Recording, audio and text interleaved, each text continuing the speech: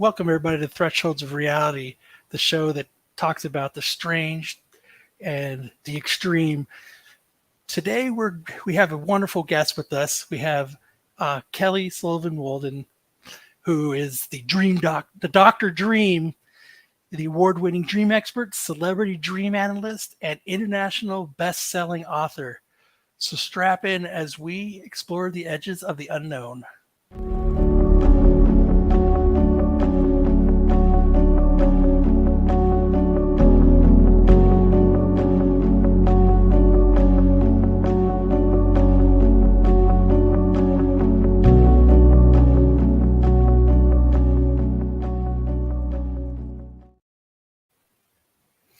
Oh, welcome, welcome.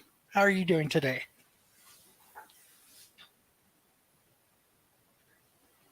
Seem to have lost your. I can't hear you right now. How about that? Perfect. We're on the thresholds of reality, so things might get a little wonky. Yes. Great to be with you. Yes, I'm glad you're here. So, the first way to start off is what got you into being a dream expert and dream analysis, and like what pushed you in this direction? I like to tell the story of, I just was like a regular kid having regular dreams. I just happened to have a partner in crime. My younger sister and I had tandem dreaming experiences where we would be in the same dream at the same time, experiencing the same things, and then compare notes in the morning over breakfast. And it was just I think having her made it so that dreams were an extra special kind of adventure and thing that we got to do together. And we would even get in trouble as kids. My mom would come into our bedroom in the middle of the night yelling at us for talking, but we were asleep under the covers in bed. And she's like, "Oh, like, go to sleep, girls." "Oh, wait, you are asleep. What the hell is this?" I think that was kind of the beginning. And then fast forward all the way to my mid to late 20s, I became a certified clinical hypnotherapist. And I always thought I'd be a therapist of some kind, but hypnotherapy really resonated with me because it felt like it just went straight to where, like, to the X marks the spot of where our issues are and where the solutions are. And according to the American Hypnosis Association, they say that our subconscious dreaming mind is 88% of our mind's power versus our conscious logical mind, it's only 12%. So when I heard that, I was like, okay, I need to know about the subconscious mind. I need to know about hypnosis. And that brought me back around to understanding dreams, because dreams are really the way that our subconscious mind speaks to us. So I became good at interpreting people's dreams because I would suggest that their dreams in their sessions with me, at the end of the hypnosis, I would give them the suggestion that they would have vivid dreams, and that the dreams would be helping them to do what we didn't get a chance to do in the therapy session. And it seemed like that was kind of the magic, and people started coming back in with big dreams. And at some point, several people told me kind of in the same week, you should really write a book because your perspective on dreams is really empowering, and it's different than what's out there in traditional dream dictionaries. Most people often feel really bad about themselves based on what they're dreaming. And my perspective is, I think our dreams are on our side. They're just helping us to be a better version of ourselves. They're showing us the roadblocks. They're trying to give us some rocket fuel to get past those things. And what if they were on our side? So that's kind of my basic hypothesis. And that led to me writing my first book, and that led to the next and the next. And I've written a total of 10 books, not all of them on dreams, but most of them on dreams. And now I'm known as Dr. Dream. And it's just kind of like, I don't think we get to pick our path consciously, but unconsciously, subconsciously, we made an agreement somewhere before we arrived here, and we're all meant to do something, and it might be something we absolutely don't expect. But that's been the case for me. I never would have thought in a million years that I'd be Dr. Dream, but it fits. And here I am. So you said a hypnotherapist to our audience and everybody listening live on YouTube and our audio version. What exactly is that? So I I often like to demystify it. I know a lot of people that are in the hypnotherapy realm or hypnosis realm, they kind of like to say, "Wow, it's this thing that we I can like suck your brain and tell you things that aren't true, and I can manipulate you." And like there can be this this vibe that it can be very Mhm, diabolical, and it can. I mean, anytime you're influencing somebody, even through a podcast, mhm, we need to be responsible for what we're doing. But I also like to very much simplify what is hypnosis. Hypnosis comes from the Greek word to sleep. It's really, so really, if you look at it, it's about the different gradations of sleep. So there's the wide awake version that we're in now. And then as we get drowsy, there's we enter this kind of what they call the hypnagogic state, which is when we're still aware of the outside world, but we start to cross the threshold of reality. mhm, Literally, the lines start to bleed and we start to sort of hallucinate. So this is all hypnosis. And then there's the hypnopompic state at the end of our sleep when we start to wake up. We go from being more attuned to our dream, and then we start to become aware, oh, there's a world outside. So hypnosis is really just that. It takes place, it's kind of that whole area of sleepiness and that those places in consciousness that we go. And as a hypnotherapist, what I like to think of as hypnotherapy is mostly helping people to de-hypnotize themselves. Because as children, we come in to this world absolutely magnificent, intact, full of joy and wonder and passion and excitement. And a lot of that gets indoctrinated out of us, domesticated out of us in order to be somebody who fits into polite society. We have to cut parts of ourselves off. We buy into the hypnotism of the world, and we claim all these aspects of ourselves are bad. So by the time we reach adulthood, there's really only about 10% of us left that we put on our business card, that we put on social media. Hi, this is who I am. I'm the bright and shiny, or I'm mhm. the dark and diabolical, or I'm the cool and hip. It's like what some little sliver of ourselves, Yeah. but it's not the whole picture. So in hypnosis, really my goal is to help unify the whole self, to bring out those shadow pieces. And I do this through dream work more often actually than I do hypnotherapy these days, because dream work does it in a way that I think the client gets to be awake and do this for themselves. So it's kind of like surgery while you're awake. Yeah. So that you don't have to suffer like if I was to do it all for somebody, then I become the one that they get addicted to. Mhm. Instead, I want people to get addicted to themselves, addicted to their own power and their own empowerment, with the goal being, let's bring our whole selves back and put them in proper alignment. It doesn't mean we want the asshole part of us to run the show, but we Mhm. need that part of ourselves to be a whole person. So that's my bent on it. Other people do it a little differently, but that's my vibe. So you said you wrote your first book and it was because you looked at dreams a little bit differently. Yeah. So how do you look at dreams differently than I would say like another dream analyst? Well, I'm sure there's others that feel similarly, but I think I have an extreme case of feeling almost like I'm the publicist on behalf of dreams, and I'm trying to constantly do troubleshooting. Like, okay, the reason you caught on fire in your dream last night is because maybe there's too much passion in your life, or maybe your passion is taking over, but your dream is telling you this so that you have you can remember that intense feeling so that you can course correct in your waking life. So my very strong belief is that our dreams are on our side, even when we have a very terrifying Mhm. nightmare. I think our dreams, even when the dream seems frivolous or ridiculous or like just wacky.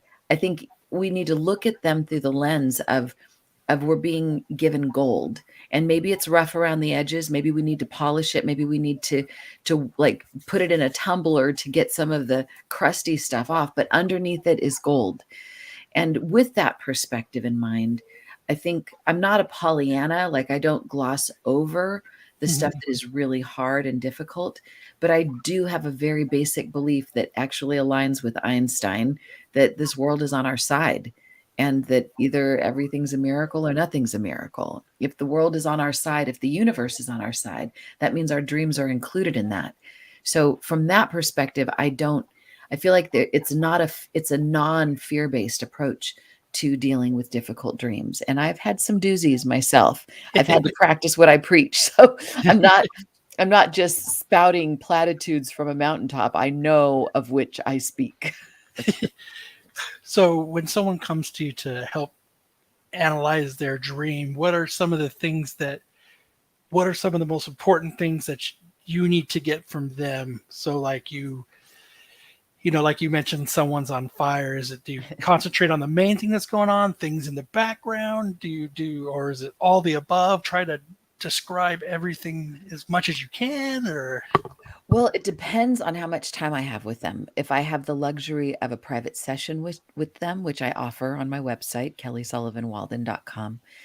And sometimes I'm on the radio and I only have like a minute or 5 minutes, or if I'm in passing, if I'm at a party, and so it depends. But my favorite way to work a dream is if I have time with somebody on a retreat. I'm leading a retreat coming up in June. That's the best, because then we get to really, really marinate in the details of the dream and get that. I mean, that's when we get the most out of the dream. But I feel like we also can truncate it. And no matter what we do, dreams are going to be helpful. So, what I have a basic formula. So I like to say that I've studied dreams now basically my whole life, professionally for the last 25 years.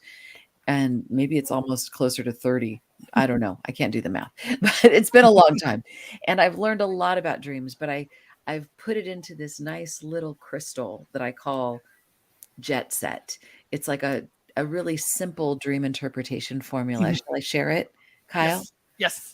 So this is basically what to do when you wake up with a dream, and you want to do this for yourself, because not everybody can afford to hire somebody like me. So Mhm. I give away, by the way, I give this Jet Set formula away on kellysullivanwalden.com.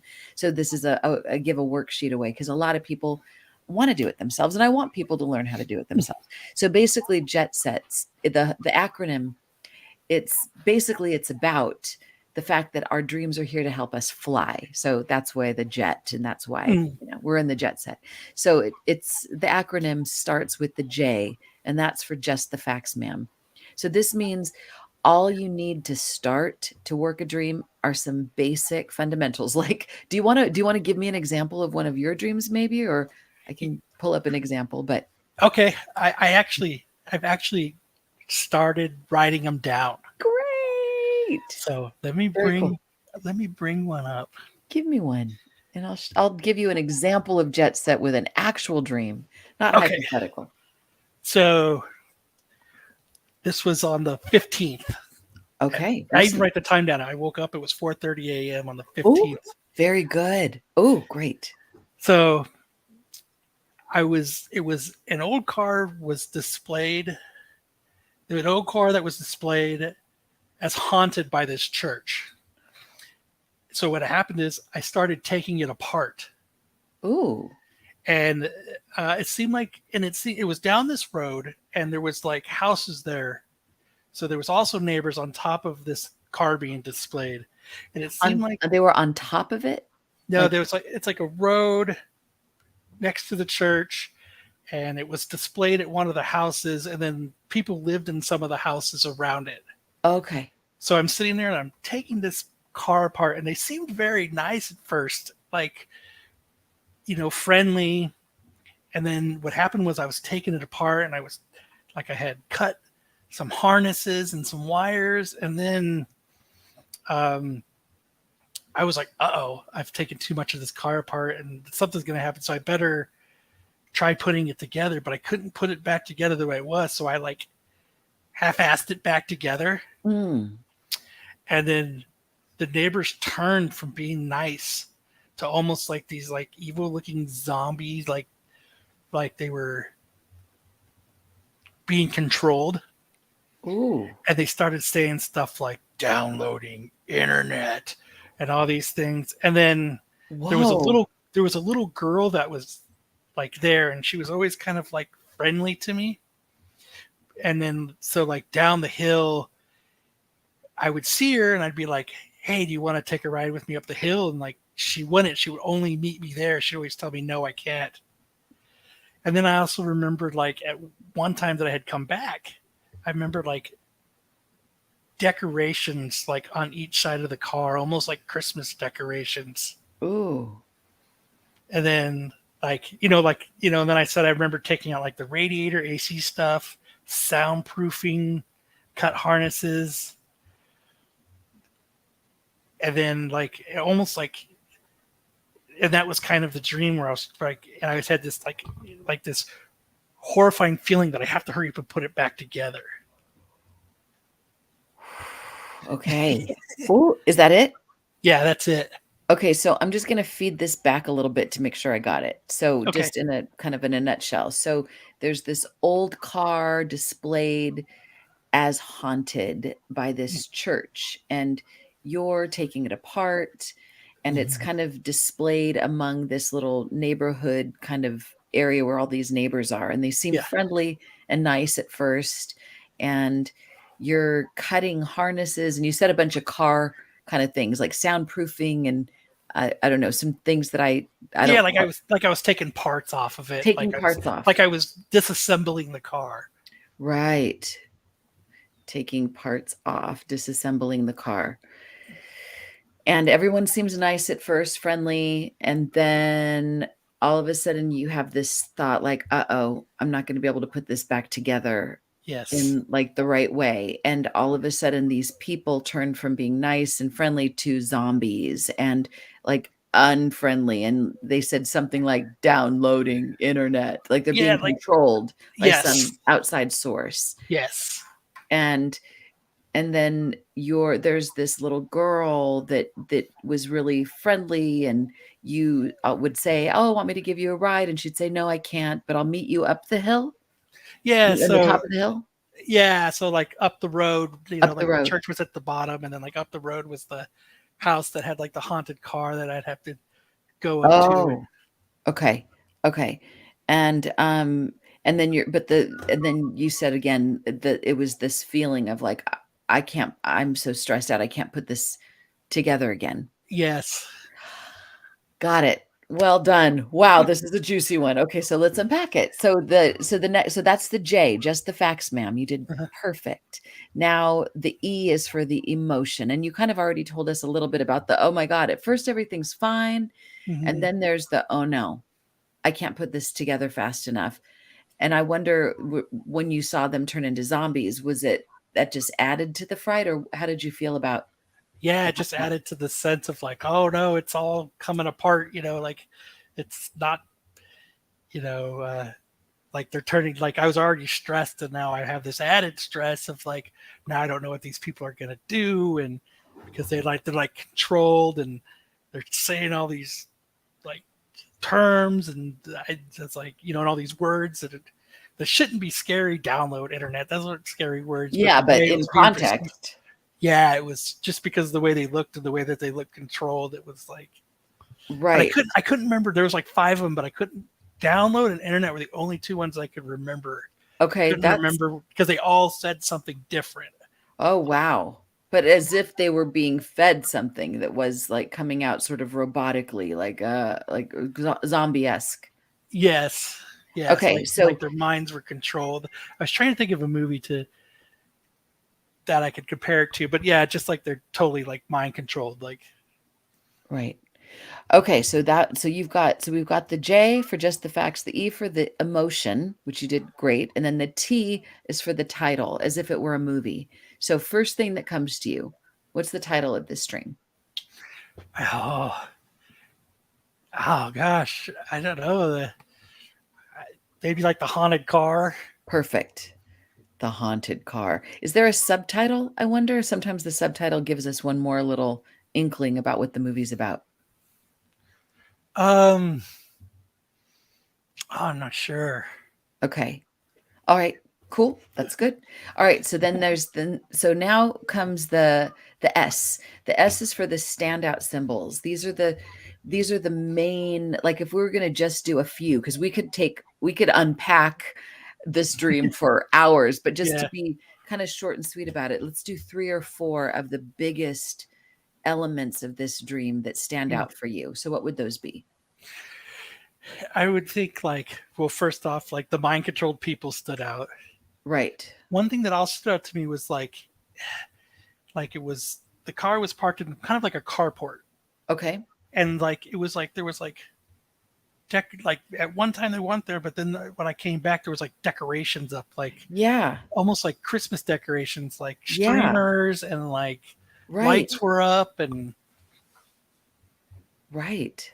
and then I remember one thing that was super hyper focused was like when I cut a ball of wires that were connected to like a light, like a headlight. Uh-huh. Like I had cut it and took it out, but like I just remember it like that act of cutting it was like hyper focused in.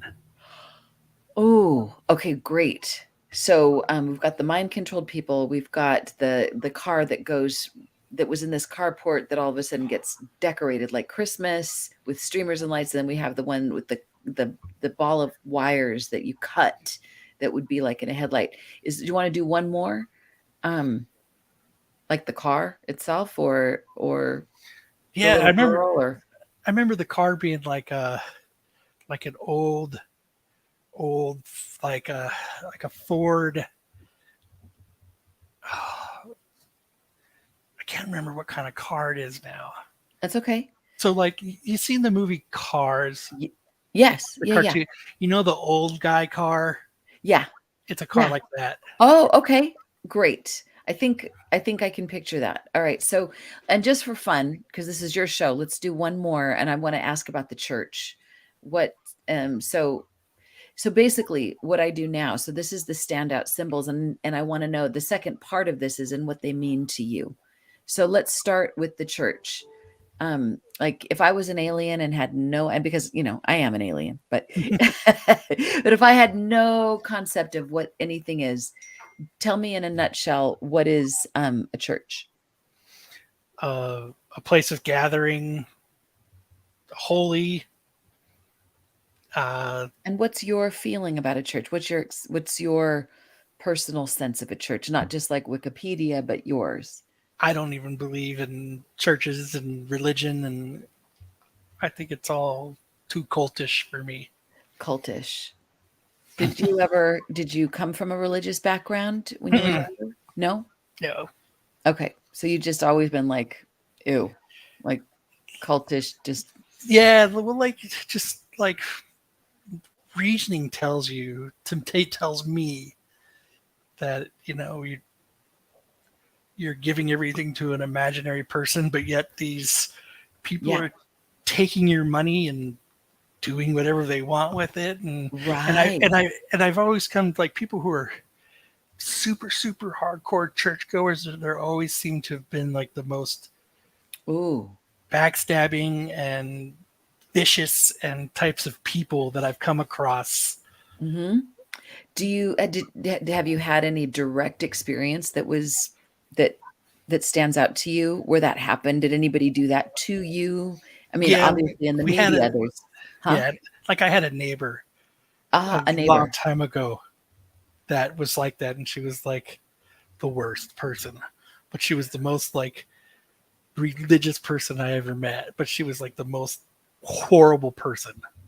Ooh, so like a she turned, or like there was a, like you said something in the dream about there's the turning from the nice and the kind and then the Yeah, and then the kind of possessed almost like yeah, something. Yeah, that's interesting. Okay, so you've had a direct experience with that kind of, that, I would say, the shadow side of church and religiosity yeah. and hypocrisy. Um, okay, so And this so mind controlled people, is that kind of relate to that? Is there any, what else is your association with mind controlled people? Do you, if I was an alien from your perspective, I mean, I have a sense of what it means to be mind controlled, but what is your association with that? I think most of society is mind controlled. Okay. Like, to the fact that people are like sheeple. Like, you know what I mean? They believe what they see on the news. They believe what they hear. They don't research what they want to do. And, just like, during COVID with the toilet paper thing, all of a Yes. sudden, Yes. everybody needed toilet paper. Everybody. Right. Oh my God. Right, right, right. And Storage bins filled with toilet paper like it was gold. Yeah, yes. totally. And Yep, that's yep. what and that's, I mean, like, the person is smart, people are dumb. Right. And that's kind of my take on it. Oh, I like that. A person is smart, but people are dumb. Ooh, that's good. That's good. Okay, so what about this kind of demonic car that suddenly becomes surrounded by streamers and Christmas decorations? What is your association with that? Have you ever seen anything like that? What do you feel about that? So, like, paranormal and all this, I'm Yes. really into that kind of the paranormal. Yeah. And like, there's, like, there's spirits that are in my house at all times, Mm. walking around, like, to the point where we can't go to sleep in the dark because At there's your too much. house? Yeah, there's too much going on. And So you can't even sleep in the dark? It's no, that. And do you like them or not like them, or what's your feeling about them? I don't mind them. I let them do their thing.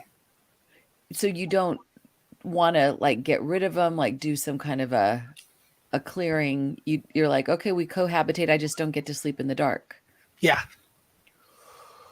That's intense. Just like the other night, my wife just got over having COVID, and she was in the dark trying to sleep, and she ended up turning on the light, and I was like, "What's going on?" She's like, "He's standing there again." And I said, "That's why we don't sleep in the dark."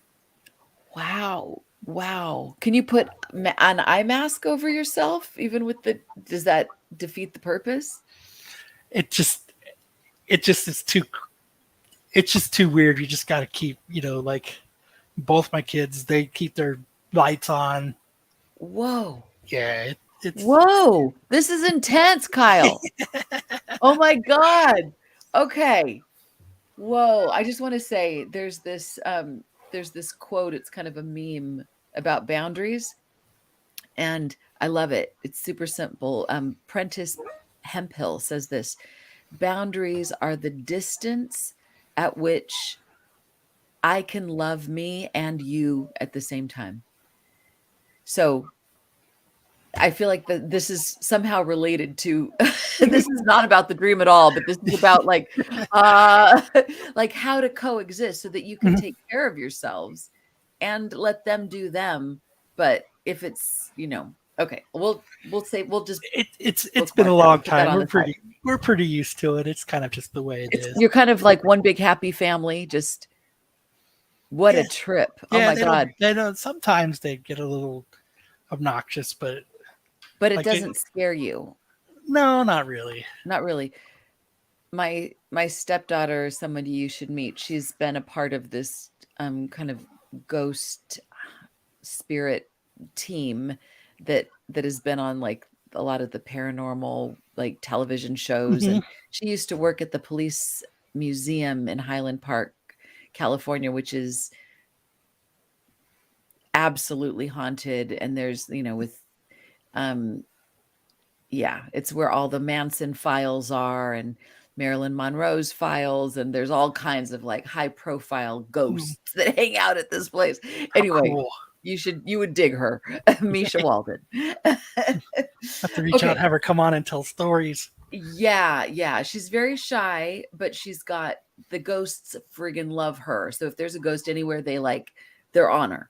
Yeah. And so anyway, I've been with her on a couple ghost hunts at her Police Museum when she They're worked there. She's not there they're any longer, they're but fun. it's yeah, it's fun They're and crazy and freaky and all of it. So I get why you would be like, "Hey, you guys are here. Let's have some peace." And it takes a little bit of a toll, but maybe it's a toll you're willing to pay. But okay, let's keep going. So how does that relate to the Christmas lights though around this I have car? What do you like I don't what know because I'm not a Christmas guy. I think it's dumb. I don't think it's like I have to go buy people stuff that they don't want so that they feel like they got something. Because if you don't get them something, they're mad. But Mm, then you get them something that they don't want, and then they're it's just yeah.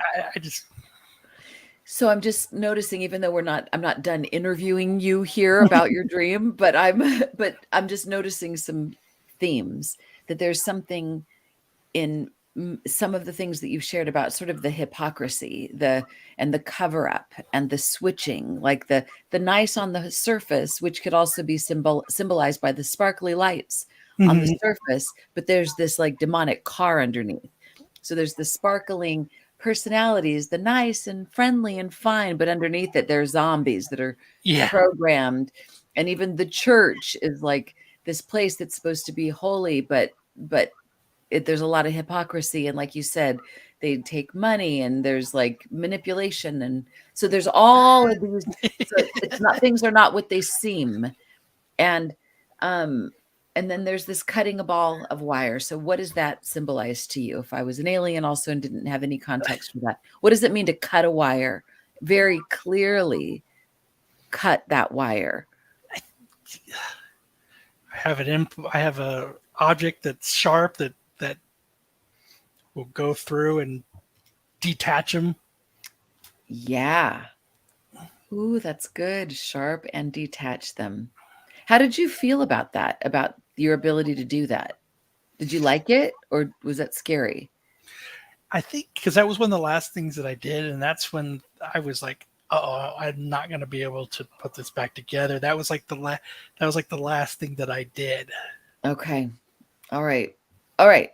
So let's just so now, all right, so this is the standout symbols. The next letter is E for enlightenment, because I believe our dreams are trying to enlighten us. They're trying to shed some Mhm. light. They're trying to give us some kind of clarity about something. The T is for take it to the streets. That becomes the action part of it, because I believe every dream, every remembered dream requires some form of action in our waking life. But we'll get to that in a second. So is there anything else you want to tell me about your dream before I give you some feedback? Let me see. Let me see what else I wrote down. Let's see. This is plenty, by the way. We've got a lot here. What? Oh, one thing. Yeah. Here's one thing: is when I was when I did cut those wires, and there was kind of the parts that were out. The Yeah. little girl said, "His name's Samir. He's my boss. He's the owner of my company. He's my boss." He said, "He's gonna be mad when he finds out." Ooh. All right. Well, give me your association with this little girl. What's a little girl? What's your connection to that? I don't know. Like she was just there. She was just nice, and she just showed up, just kind of curious, and Okay. And did she remain nice or did she change as well? Like she the other? remained nice the entire time. She remained nice the entire time. Oh, that's an important piece. Okay. So are you open to hear my Oh yeah, yeah, feedback on this? 100%. Well, I've given some so far, but Mm, I feel like this, so the main action takes place in the, oh shit, I've disassembled something I can't put back together. It makes me think of the Humpty Dumpty, like all the king's horses, all the king's men couldn't put them back together again. So there's something about, like, there's something wrong here that you're trying to make right. There's something broken that you're trying to fix. And you think you can do it maybe easily, but it becomes a much bigger chore. Once you're into it, you realize, oh, I'm over my head. Like this is more than I than I gambled for, that I guess it would be. Mhm. And it's daunting, and there's stress because you have an audience, and it's an audience that suddenly turns from being kind and loving to their true colors show. And like, was there a sense that they might hurt you, or that they, what would be the consequence of not being able to put the car back together? It just seemed like I didn't even get a feeling of that there was a consequence to not doing it. It was more of just like the stress of them changing, and almost because that was the last part of the dream. That was like the last like seconds of them changing, because I woke up right after, like there was like 4 or 5 of them, and right after each one said something, I woke up. That was that was Interesting. So I'm just, when I listen to a dream, I take it on as if it's my dream. And Mhm. so it becomes my dream. So I put myself kind of in it, like I'm Kyle in the dream. And and what I'm feeling is like the kind of the story that comes to me is everyone's fine and nice when I do everything just right. When I fix things and put everything together in the way that everybody wants it to, then everybody's nice to me. But the moment I can't do it in the perfect way and the perfect time, then then I am I'm treated like, all of a sudden, like the fangs come out, and it's not, and I'm trying. It's like I'm doing everything I know how to do, and I can't do more than I can. And it doesn't, it's scary. It's a scary space to be in, because if I can't perform in the way they want me, then I'm not safe. And so so this is what it brings up for me. I can literally feel the fear in my chest. So do you relate to that at all? Like, you Oh get yeah, the accolades, the kindness when you're doing everything just right, but when you don't, like all there's hell breaks loose. all hell breaks loose. Literally. Does that happen? Do you Oh notice, yeah. is there a situation? Yeah. Hmm. Yeah. Right at where I work right now, that's exactly what happens. Gotcha. So you got to see the underbelly, the underneath programming Mhm. of the people around. They went from being, "Oh, Kyle, we love you. You're great," to all of a sudden, "You're not great."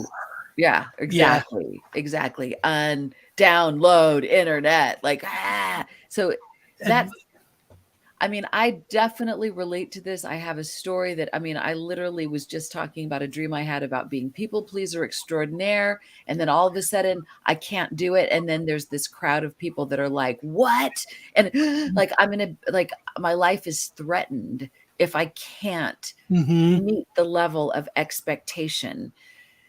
And that is terrifying and daunting and stressful. So, the saving grace in many ways in this dream, because I think like our dreams, just like this would be considered a nightmare.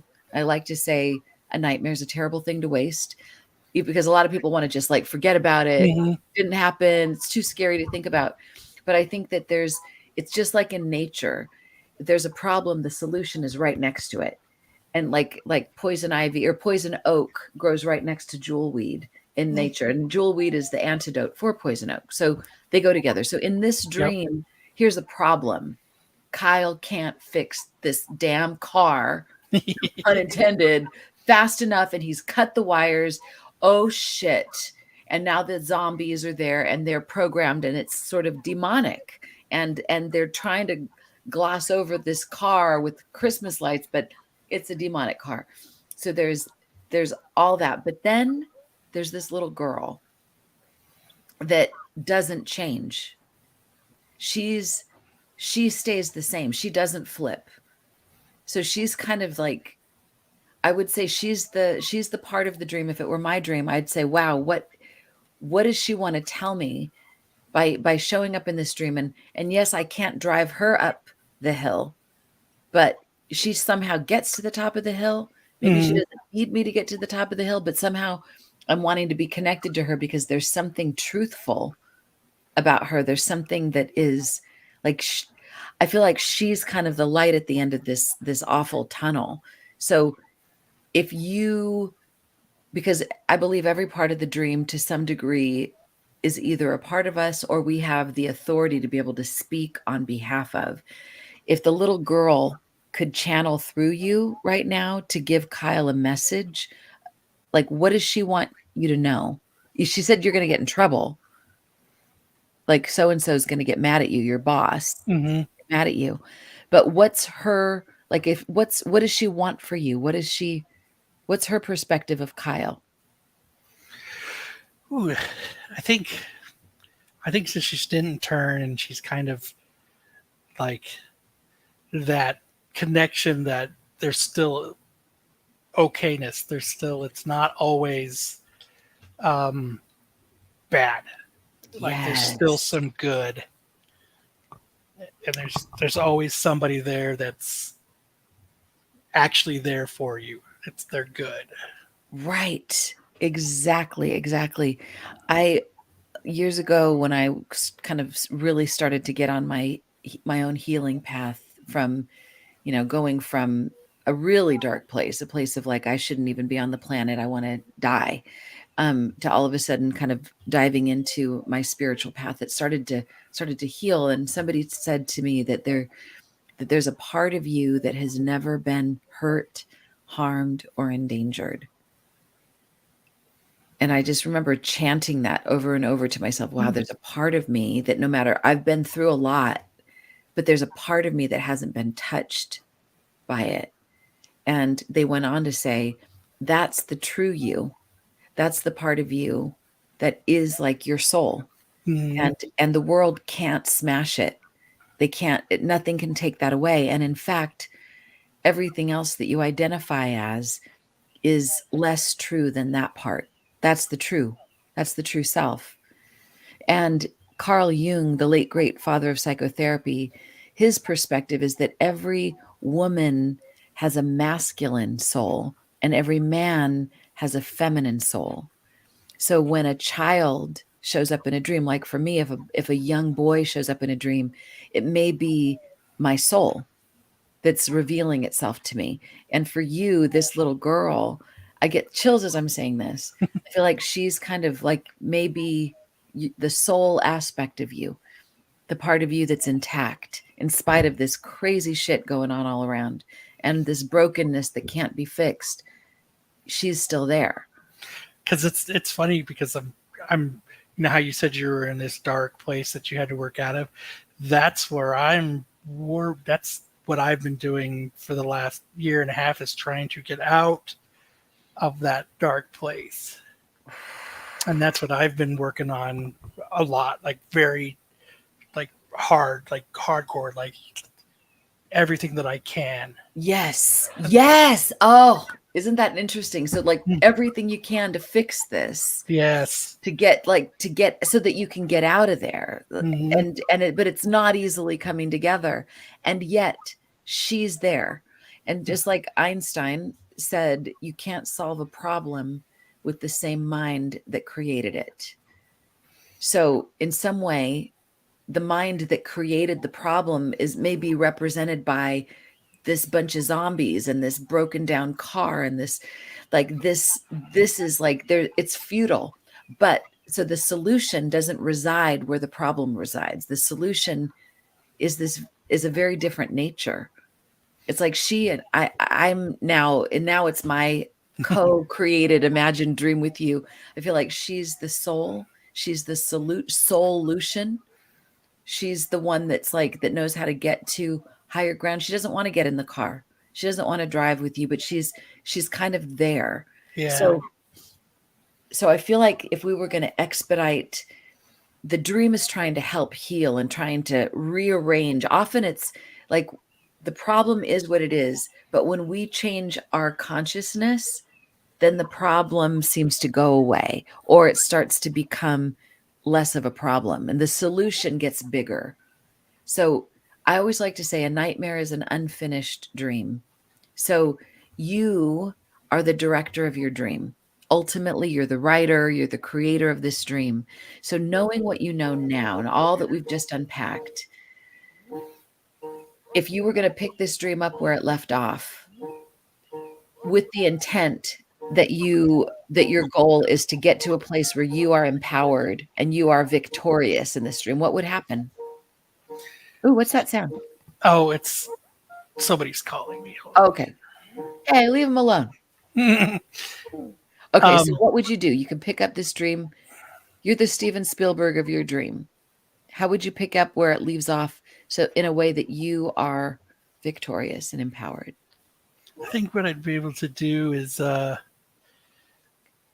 they keep calling me. Do not disturb.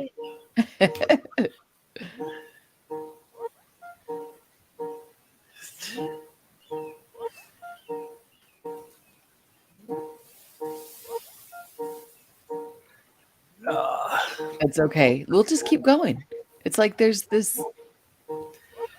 Okay. So I think it would be more like I would be able to accomplish what I need to and what needs to be done. Like I could get it to put together. I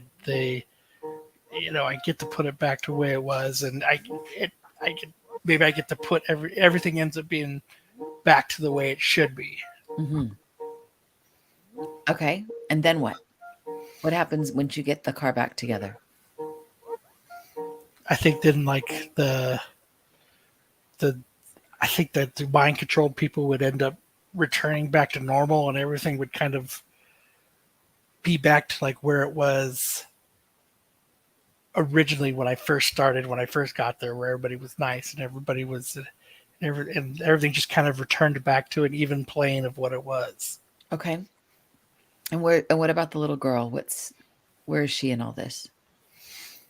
I think she would just still be there, and almost and actually what I think she would do is she would say, "Okay, your mission is accomplished. It's time for me to go." And you would see her, you know what I mean, and she would walk into one of the houses. Perfect. So may I poke a little bit? Sure. Here? I think that is lovely. Like let's have that. That's there. If it were my dream, I might like all this stuff happened, and maybe my strategy is always if I can fix it, then everybody will be fine. Mm-hmm. But this is a strategy that it may be the very strategy that is broken. It may be the thing that is broken. And I think the synchronicity is just so interesting because I was talking about this dream where I get this award on People Pleaser Extraordinaire, and I'm trying so hard to do it right, except this thing they gave me, they told me to put on this dress, and I put it on, but it doesn't fit, and I can't get the zipper on it. So I'm basically naked on stage in front of everybody because I can't fit in to the story anymore. Like it's broken. So I had to just walk away from the whole thing and leave it, and then come back later once I got my power back, but not coming back in the same way that I was. So I wonder if all this is broken, maybe it's supposed to remain broken. I wonder if there's, like, if it were mine, I might, for example, take the little girl and go on a walk and just go somewhere else, walk toward the light, or walk and just leave them alone. Or I might be like, I'm going to take on my own superpower and call on all the light and say, you know what? I'm not just here to fix everything for you people. And no, you need to fix it for yourselves and, figure out your own shit. Yeah. Get off my ass. Like there might be some very different MO. So I don't want to tell you how to finish your dream, but if you get the idea, like what might you do that's different, that breaks the pattern, that gives you your power, not from inside that paradigm?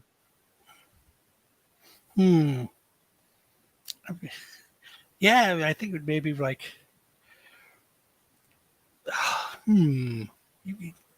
interesting. I'm trying to think. This just noticing the struggle to even think of a different story. This is how it works, because we have these neural pathways in our brain that are well grooved, because we think about them, even our complaints, our typical situations, we're like, I hate this thing, I want it to go away, and yet it's like, it's my thing, don't fucking take it away from me. Yeah. It's my thing to complain about. So it's as if I'm I'm offering you, like I have a magic wand, and I'm offering you an exit from all of this. And you're like, yeah, no, I'd rather fix it from over here. Like, this is Kyle. This is what I do. This is how I roll. But I'm like, but what if this is the end of Truman Show? Do you remember that movie Yeah. where he's doing the same thing and trying to fix it, and then all of a sudden there's like an exit? It's like, wait, I don't have to be in that reality. But then we don't know. Well, what, we're completely stumped. Like, but that's the only reality I've ever known. Oh shit! It's almost Yeah. scarier to break out of that because there's so much unknown, even if it represents freedom and an uplifted way. So this is interesting, isn't it? Like, Hmm. we kind of, like they say, we fight for our limitations. Like, don't take them away from me. That's Yeah. me. That's mine. Who would I be without them? So who would you be without all that? Who might Kyle be if he was done with that whole chapter of his life? Like, who is the real Kyle on the other side of this door? I don't know. I wouldn't even know a different, like, oh gosh, I couldn't even. So It's, this it's might be even where, hard for me to wrap my head around even yes. thinking of a Okay, so different. this is where it gets interesting, because this is where you could be, because we humans like to be smart. We like to think that we know how things go, and so it's like the thing we hate most. We'd rather be tortured in what we know than be in the unknown and be clueless. It's almost like that registers as more painful Mhm. than the torture we're used to. Yeah. I, but if we, like, one way to be able to break the pattern, like you said, you're doing everything you can to break this, like to get out of this. So one little baby step might be to meditate on hanging out with that little girl. And like they say, and this is a biblical thing, so this is going to sound weird, but they say that the child shall lead us. mhm. And really, I think that's a keeper. It's the child part of ourselves, that innocent part of us that's like, I know. Like, the loud adult self is like, no, I got to figure it out. But the child self is like, but I see something you don't see. Yeah. Like, come with me. So I might just meditate on, and even write, or do, what kind of creative, kind of, are you a musician? Do you like to draw, write? What do you do? What's your creative expression? Yeah. I play guitar. I play drums. I play. Great.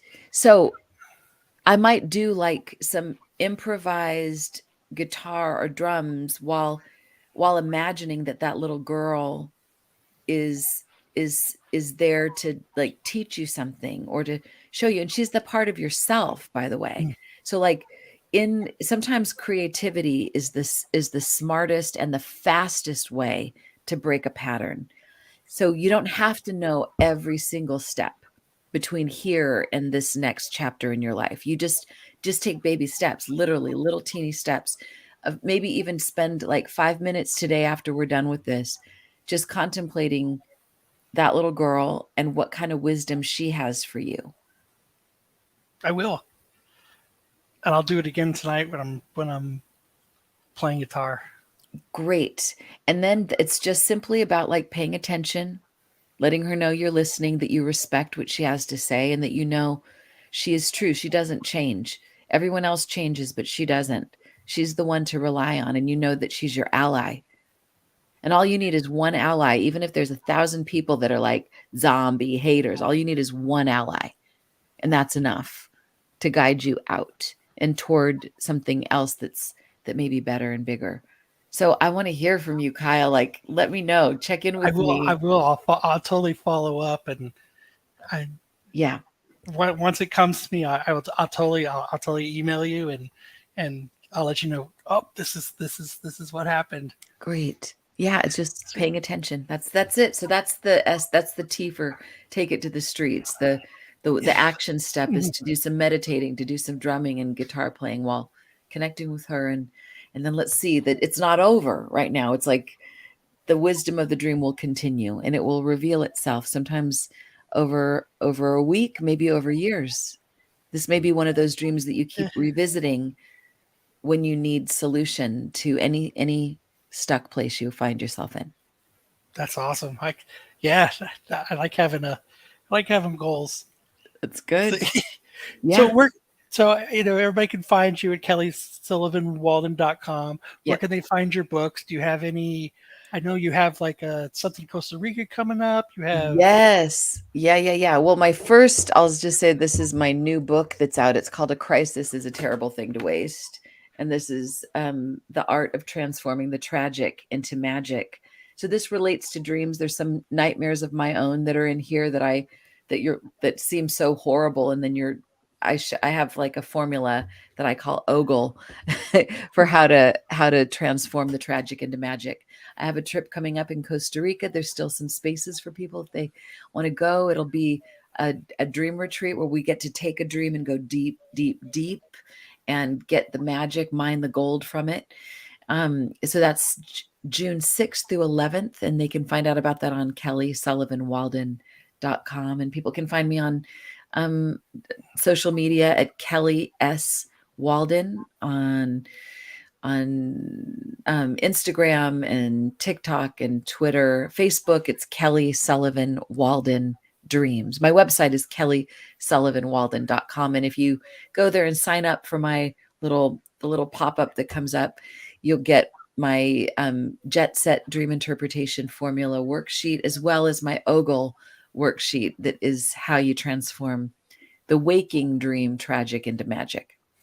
Yeah, that was awesome. You're gonna have to come back because we didn't even get into how you became a celebrity dream analyst. We didn't even get to you being with Dr. Oz. We didn't get to like you being on We're TV. just getting warmed up. I'll come back. I'll totally come back, and I want a report from you. So like once you've had I don't know, once you see some things shifting, I want to hear about it. So call me back. Deal. All right, Kyle. What a blessing to be with you. Thank you for having me. Yeah, that was so much fun. I appreciate it. Awesome. Well, sweet dreams. Thank you. All right. So I'm going to do my outro music. I think it's this one.